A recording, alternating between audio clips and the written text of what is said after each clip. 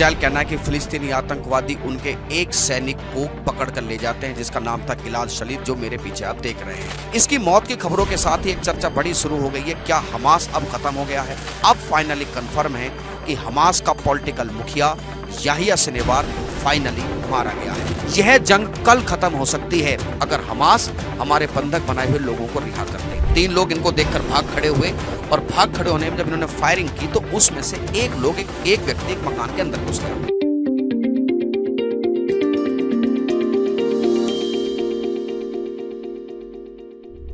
RG ज्ञान सबसे सटीक।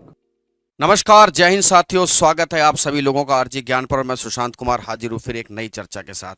बात वर्ष 2006 की है। इजराइल कहना है कि फिलिस्तीनी आतंकवादी उनके एक सैनिक को पकड़ कर ले जाते हैं जिसका नाम था गिलाद शलीद, जो मेरे पीछे आप देख रहे हैं।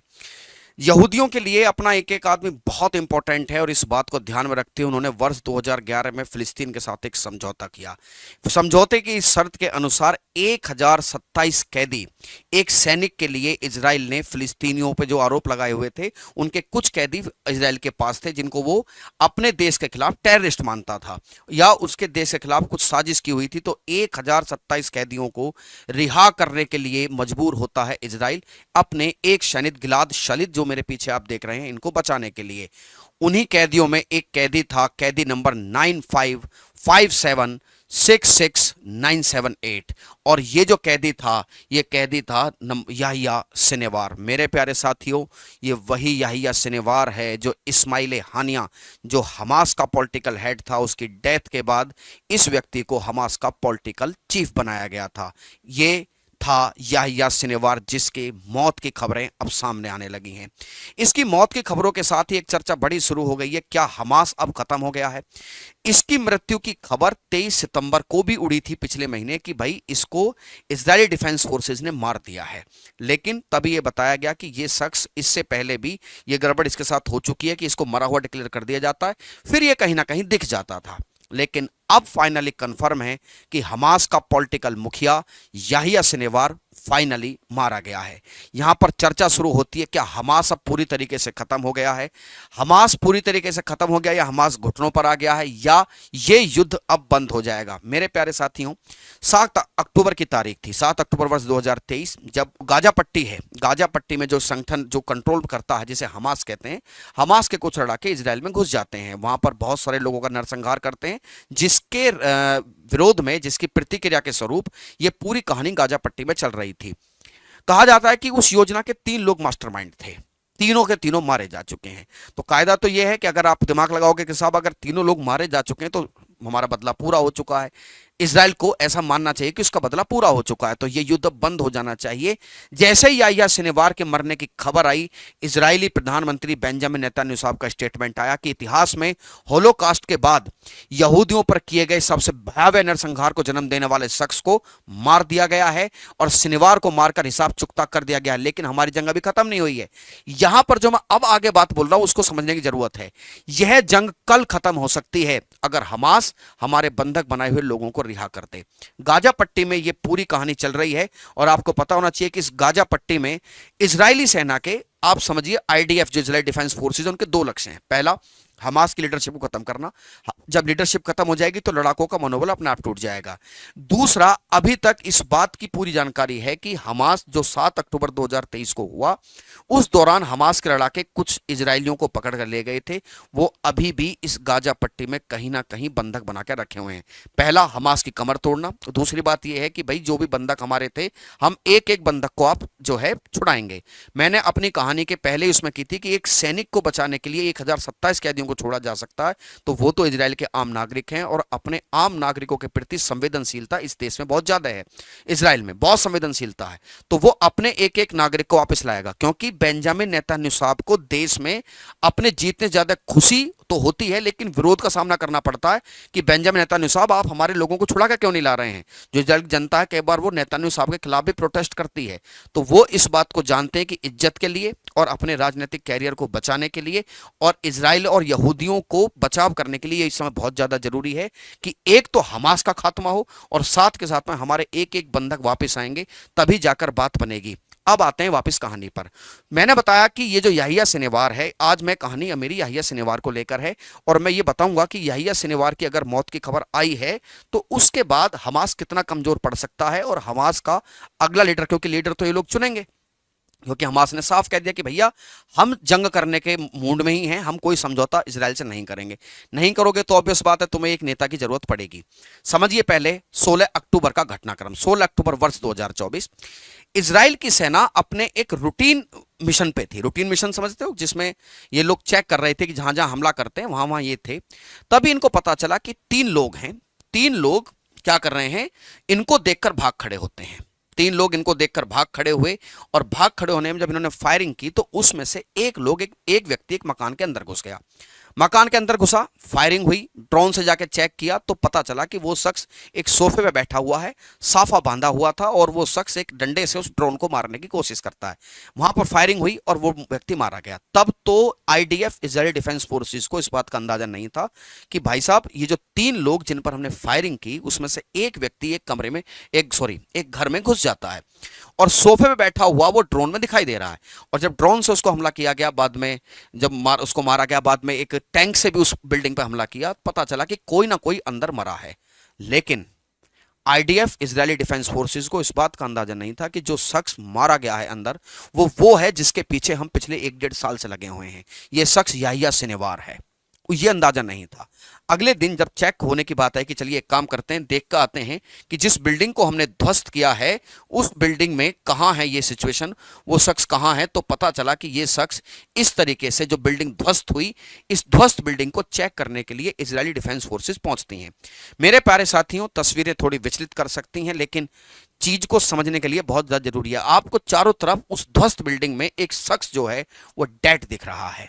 डेड दिख रहा है, चारों तरफ आईडीएफ इजरायली डिफेंस फोर्सेस के जवान खड़े हैं, और वो इस डेड बॉडी को हाथ नहीं लगा रहे हैं। पहली बार में देखने से पता चलता है कि ये शख्स कुछ वैसा ही दिखता है जैसा कि हमास का पॉलिटिकल हेड याहिया सिनेवार था, जो इस्माइल हानिया के बाद हेड बना था। ये 3 लोग थे 7 अक्टूबर की साजिश करने में, और इन तीन लोगों के पीछे तो आईडीएफ पूरी तरीके से पड़े हुए थे। तो मैंने बताया कि बिल्डिंग में घुस जाते हैं, बिल्डिंग में घुस रहे हैं। ये आदमी सोफे पे बैठा दिख रहा है, ड्रोन में साफ पता चला कि आदमी सोफे पे बैठा है। ये उससे ड्रोन को, एक लकड़ी से ड्रोन को मारने की कोशिश भी करता है। बाद में इजराइल डिफेंस फोर्सेस हमला करती हैं, फिर टैंक लेकर आती हैं, क्योंकि जिस तरीके से ये घर टूटा हुआ है तो ऑब्वियस बात है कि बड़ा टैंक से इस पर हमला हुआ। अगले दिन पता चला कि ये शख्स मरा हुआ है, हाथ में घड़ी बंधी है। पता चलता है कि ये शख्स, ये लुक्स लाइक द याहिया सिनेवार, ये याहिया सिनेवार है। और जैसे ही याहिया पता चलता है, लेकिन ये लोग हाथ नहीं लगा रहे हैं, इनको लगा कहीं ट्रैप ना हो, हम इसको हाथ लगाएं और हाथ लगाते हुए ये ब्लास्ट कर जाए या कुछ विस्फोटक यहाँ हो। लेकिन जब सब कुछ कंफर्म हो गया, अब बात थी वेरीफाई करने की। वेरीफाई करने के बाद इस व्यक्ति की एक उंगली काटी गई, डीएनए टेस्ट किया गया। डीएनए टेस्ट करने के बाद जो याहिया सिनेवार जैसा दिखता था, याहिया सिनेवार से इसकी बिल्कुल फोटो एकदम मिलती जुलती है। और बाद में पता चला कि भाई देखो, इसकी पहचान भी, जैसे दांत मिलाए गए, डीएनए टेस्ट किया गया, शरीर का ढांचा मिलाया गया, तो पता चला कि ये शख्स याहिया सिनेवार ही था, जो हमास का पॉलिटिकल मुखिया है, और हमने इसको मार गिराया है। मार गिराने के बाद, जैसा कि होना चाहिए था, इजराइल में खूब जो है जश्न इस चीज का मनाया गया कि भाई हमने अपना फाइनल दुश्मन मार दिया है। और वो स्टेटमेंट बेंजामिन नेतन्याहू साहब ने दिया कि देखिए, हमने तीनों को ढेर कर दिया है जो हमारे देश के खिलाफ मास्टरमाइंड थे, जिन्होंने 7 अक्टूबर 2023 की प्लानिंग की थी। वो सारे के सारे लोग मारे जा चुके हैं। जंग हम कल खत्म कर देंगे। अब इजराइल या हमास के जो लोग बचे हैं वो हमारे बंधकों को वापस कर दें, हमारा बदला पूरा हो चुका है। हालांकि ये जंग रुकती इसलिए भी नहीं दिखाई दे रही है क्योंकि कल परसों एक घटना हुई, नेतन्याहू साहब के घर पर ही जो है ड्रोन हमले करने की कोशिश की गई, हिजबुल्लाह। यानी कि अगर हमास खत्म भी होता है तो 2-3 नए दुश्मन तैयार खड़े हैं। कुछ डॉक्यूमेंट्स भी लीक हुए हैं जिसमें इस बात की साफ हो गई है कि भाई साहब, ये जो इजराइल है ये ईरान पे हमला करने वाला था। ये तो एक जियोपॉलिटिकल मामला हो गया। हम अपने मुद्दे को हमास पर ही रखते हैं, क्योंकि मेरी आज जो समझाने की वजह है कि हमास अब कितना मजबूत रह गया है। गाजा पट्टी में गाजा पट्टी को जिसने कंट्रोल किया है हमास ने, अब वो कितना मजबूत रह गया याहिया सिनेवार के बाद। तो कुल मिलाकर बात ये हुई कि इजराइल में खूब जश्न इस चीज का मनाया गया कि देखो, हमारा जो कट्टर दुश्मन था वो मारा जा चुका है। इसके बाद अब कहानी आती है कि साहब, अगर ऐसा हुआ है तो कौन वो शख्स हैं जो इसकी गद्दी संभाल सकते हैं। पहले आप ये देखिए, ये पूरी हमास की लीडरशिप है जिसको अलग अलग तरीके से मार चुका है इजराइल। ठीक है, मैं ज्यादा पीछे नहीं जाकर आप देखिएगा, जिसमें से हमास का फाउंडर यासीन अहमद यासीन, अजीत रंतीसी, याहिया अय्याश, इसकी कहानी मैंने आपको बताई थी कि कैसे मोबाइल फोन का इसका ब्लास्ट कर दिया गया था। अल साले अल अरूरी, पॉलिटिकल चीफ इस्माइल हानिया। मैं यहां से शुरू करना चाहूंगा। ये जो 3 लोग आपको दिख रहे हैं, 3 लोग, जिसमें एक है ये इस्माइल हानिया, मोहम्मद दाइफ और एक है याहिया सिनेवार। ये वो 3 शख्स थे जिन्होंने 7 अक्टूबर 2023 की पूरी प्लानिंग को रचा था। ठीक है, इसमें से यह इस्माइल हानिया मारा गया है, मोहम्मद दाइफ को ये लोग मार चुके हैं, और तीसरा अब याहिया सिनेवार भी मारा जा चुका है। तो ये है घटनाक्रम। अब बात अगली कि अब हमास क्या करेगा।